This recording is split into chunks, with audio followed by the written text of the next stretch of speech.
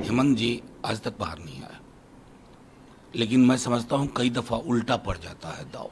प्रधानमंत्री जी की भाषा से मुझको बहुत आपत्ति है और मैं चिंतित हूं। मेरे देश के प्रधानमंत्री हैं, कल वो बोल रहे थे कि दिवालिया कर देंगे देश को। एक मित्रों की मंडली ने सवाल पूछा प्रधानमंत्री जी से कि गरीब क्यों और गरीब होता जा रहा, अमीर क्यों और अमीर होता जा रहा। तो प्रधानमंत्री जी का जवाब सुनिए, सबको गरीब बना दें क्या। संदेश ये है कि देश में आम चुनाव हो रहे हैं और आप कोशिश कर रहे हैं कि किसी न किसी बहाने उलझा करके, फंसा करके जो मुख्य विपक्षी नेता हैं वो जेल में रहे। हेमंत जी आज तक बाहर नहीं आया, लेकिन मैं समझता हूं कई दफा उल्टा पड़ जाता है दाव।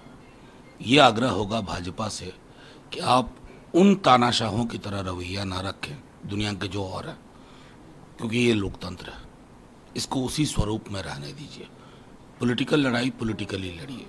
ईडी, आईटी, सीबीआई के कंधे पर बंदूक रख करके कोशिश ना करें।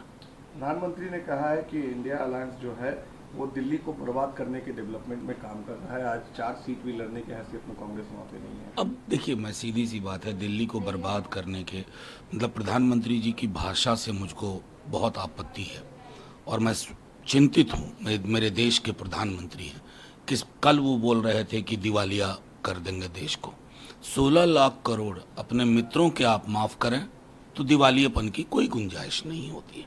लेकिन हाँ, सिलेंडर 500 रुपये देंगे, गरीब गुरबा महिलाओं को 1 लाख रुपए प्रति वर्ष देंगे, तेजस्वी जी 1 करोड़ नौकरी की बात करते हैं। तो ये दिवालियापन कहाँ है? इसको कहते हैं पॉवर्टी ऑफ आइडियाज।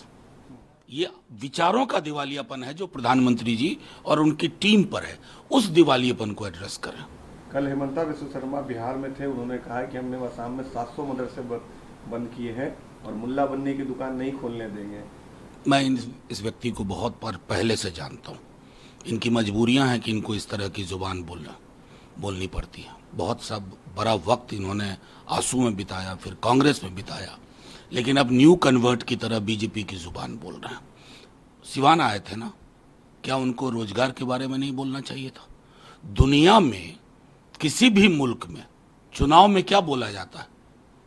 आय की असमानता दूर करेंगे, गरीबी दूर करेंगे, बेरोजगारी का जो दंश है 5 दशक में सबसे ज्यादा, उसको एड्रेस करेंगे। वो आप बोल नहीं रहे हैं, डॉग विसिल पॉलिटिक्स कर रहे हैं। तो आप तो उन्हीं की तरह व्यवहार कर रहे हैं। एक मित्रों की मंडली ने सवाल पूछा प्रधानमंत्री जी से कि गरीब क्यों और गरीब होता जा रहा, अमीर क्यों और अमीर होता जा रहा।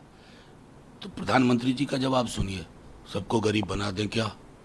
ये है किसी प्रधानमंत्री जी की सोच? मैं समझता हूं उसी ढर्रे पे ये सब चल रहा है। मौलिक विषयों पे आए, मेरी थाली पर बात करिए और इतर कुछ नहीं। बाकी के लिए इन्वेस्टिगेटिव एजेंसी है। कह रहे हैं कि 400 सीट हमें दीजिए, राम मंदिर के बाद हम लोग ज्ञानवापी भी बनाएंगे, उसके बाद कृष्ण जन्मभूमि भी बनाएंगे। मैंने बहुत खुशी होती कि कहते कि 400 सीट दीजिए, इनकम इनइक्वालिटी को खत्म कर देंगे, रोजगार सृजन करेंगे, सामाजिक सौहार्द देश में लाएंगे। और फिर नड्डा जी तो कुछ और कह रहे हैं। तो ये ताश के अलग अलग पत्तों की तरह का व्यवहार क्यों? हिमंटो जी, बिहार अद्भुत चीज है, आप नहीं समझ पाइएगा।